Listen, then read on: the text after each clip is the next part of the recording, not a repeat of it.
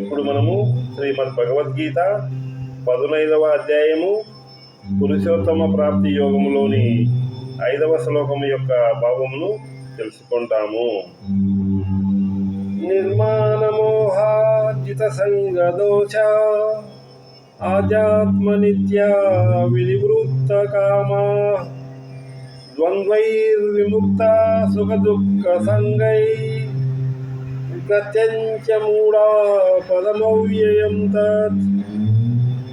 ఈ శ్లోకము యొక్క భావము ఏమనగా, అభిమానము మోహము లేనివారు, బంధాలను జయించిన వారు, నిరంతరము ఆధ్యాత్మిక జ్ఞానము గలవారు, కోరికలు తొలగినవారు, సుఖదుఖాల అనేది ద్వంద్వ బంధముల నుండి విడుదల పొందినవారు, మూఢత్వము పోయి నాశనము లేని ఆ మోక్ష పదమును చేరుకుంటారు.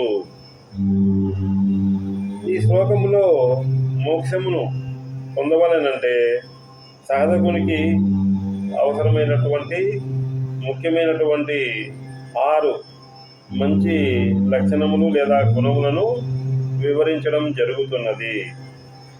ఈ దశను చేరుకుంటే సంసార వృక్షము సులభముగా తప్పక నరకబడుతుంది. అవి ఏమనగా, 1 నిర్మాణ మోహ అనగా అభిమానము అవివేక రాహిత్యము కలిగి ఉండవలెను. 2వది జితసంగ దోష అనగా దృశ్య పదార్థములలో ఆసక్తి ఉండకూడదు మరియు వాటితో సంగము ఉండకూడదు అనగా సంగదోషము లేకుండా చేసుకునవలెను.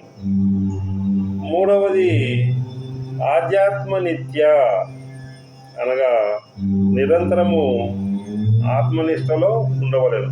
ఆత్మను కనుగొని ఆత్మజ్ఞానంలోనే ప్రవర్తిస్తూ ఉండాలి.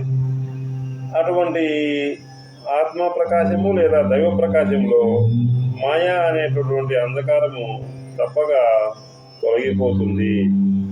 4వది వినివృత్త కామ అనగా నిశ్శేషముగా సమూలముగా కోరికలను వదలవలసి ఉంటుంది. 5వది ద్వంద్వైర్విముక్త సుఖ దుఃఖ సంగై అనగా సుఖము దుఃఖము అనేటటువంటి ద్వంద్వరాహిత్యమును కలిగి పెంపొందించుకోవలసి ఉంటుంది. 6వ లక్షణము గత్యంత మూఢా అనగా అజ్ఞానము లేకుండా ఉండడము. దీనినే అమూఢత్వము అని కూడా అనవచ్చును. కావున మనం అజ్ఞానము లేకుండా సాధన చేయవలసి ఉంటుంది. ఈ విధంగా ఈ శ్లోకంలో మోక్షపదము పొందాలంటే లేదా ఆత్మసాక్షాత్కారం పొందాలంటే సాధకులకు కావలసినటువంటి మార్గదర్శకమైన సూచనలను, నియమాలను, క్రమశిక్షణను, చేసుకునవలసిన సర్దుబాట్లను గురించి తెలియజేయడం జరుగుతుంది.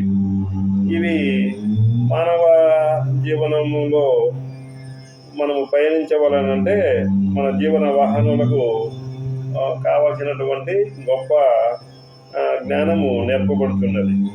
అందువలన ఈ శ్లోకం యొక్క అర్థమును బాగుగా గ్రహించినప్పుడు భగవద్గీత అనేది ఒక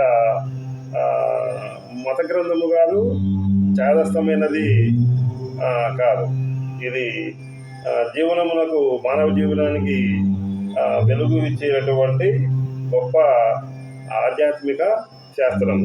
ఇది మనోవిజ్ఞాన శాస్త్రముల కంటే ఆవలి వైపుది, చాలా గొప్పది అని మనము అర్థము చేసుకునవలసి ఉంటుంది.